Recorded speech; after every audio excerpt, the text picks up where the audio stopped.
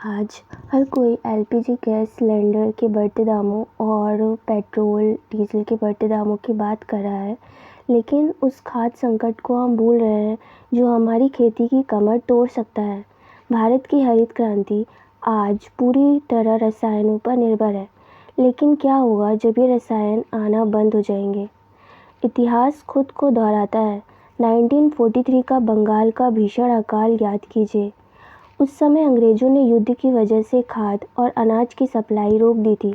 जहाज़ों का इस्तेमाल राशन ढोने के बजाय हथियारों के लिए होने लगा और खाद बनाने वाले केमिकल्स का रुख बारूद की तरफ मोड़ दिया गया। नतीजा, लाखों लोग भूख से मर गए। आज भी हम उसी रास्ते पर खड़े हैं।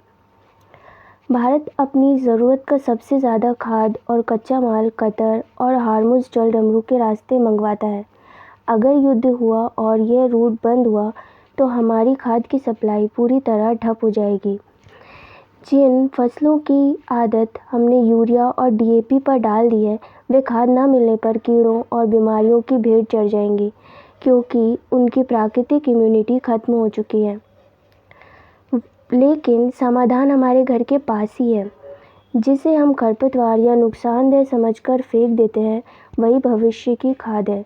आपके खेत की मेड़ों और खाली प्लेटों में उगने वाले ये पौधे, जैसे कैलोट्रोपिस, जो मिट्टी को नाइट्रोजन का भंडार देता है, लेंटाना, जिसे राईमुनिया कहते हैं, जो मिट्टी में बायोमास बढ़ाता है, गाजर घास, पार्थेनियम, जो फसलों की कीड़ों की बचाने से रक्षा करता है, जख्मिया या ट्राइडेक्स, जो सूक्ष्म तत्वों से भरपूर है।